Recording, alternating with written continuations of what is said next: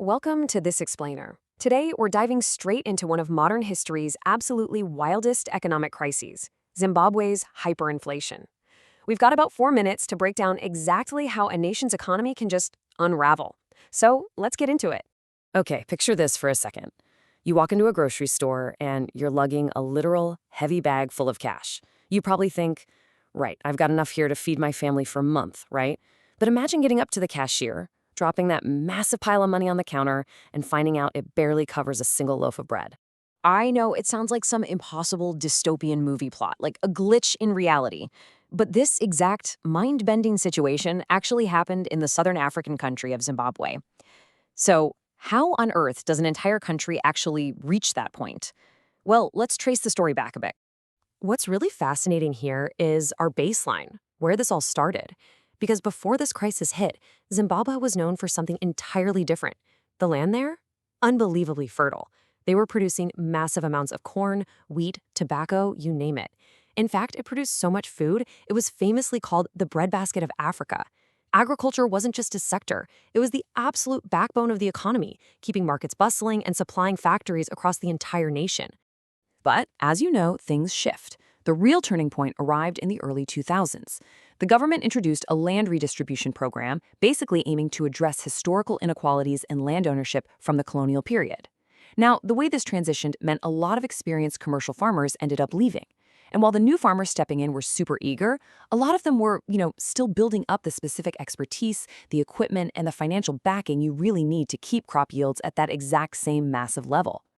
Step 1, fewer crops harvested. Step 2, less food in markets. Step 3, factories slow down. Step 4, businesses struggle. And honestly, this just triggered a devastating domino effect. It went way beyond the farms. With fewer crops being harvested, there was suddenly way less food available in the local markets. That meant food processing factories had to hit the brakes because they just didn't have the raw materials. Ultimately, wider businesses everywhere struggled to stay afloat. Everyday necessities? Suddenly, they were incredibly hard to find. Now, here is where the massive math problem comes in. The government still desperately needed money to pay public employees and keep the country running. Their solution? Just print more cash. So you have a ton of new money flooding into circulation, but at the exact same time, the country is producing significantly fewer goods. It's a classic squeeze. The gap between all this cash looking to buy things and the actual stuff available to be bought just kept getting wider and wider. And because of that massive gap, prices didn't just go up, they surged violently. A basic product that cost a few dollars one week would cost vastly more literally a few days later. One account noted, and this is just wild, that some stores even changed their prices several times in a single day. Imagine getting your morning paycheck and having to sprint to the store just to spend it before prices skyrocketed again by lunchtime. If you waited even a few hours, basic necessities became completely out of reach. As this whole situation escalated, the everyday cost of living just spiraled. The government had to start printing banknotes with larger and larger numbers, starting out in the thousands. But incredibly quickly, thousands just weren't cutting it anymore. The numbers jumped straight into the millions. Then came the billions. People literally had to carry thick, heavy, brick-like bundles of cash just to grab a few basic groceries. Trust in the local money completely evaporated. I mean, wouldn't yours? People actually started preferring foreign currencies, or honestly just trading goods directly, bartering for what they needed.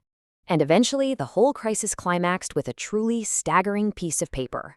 A $100 trillion banknote. 100 trillion? But here's the kicker. Even with a number that astronomically huge printed on it, that single note could still buy practically nothing. It absolutely cemented this era as one of the most extreme economic events in modern history. Now, the rest of the world gasped at those famous photos of people pushing literal wheelbarrows full of cash. But we really have to remember the human element here.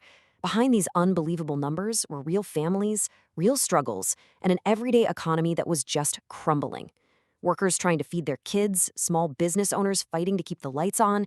It is an incredibly powerful reminder that high-level economic choices always eventually trickle down to every single household. Which leaves us with one fascinating, kind of unresolved cliffhanger to chew on. How fundamentally does a piece of paper with such gigantic numbers printed on it lose every ounce of its actual value? Think about that for a bit. It really changes how you look at the cash in your own wallet. Thanks for joining me for this explainer today, and I'll catch you next time.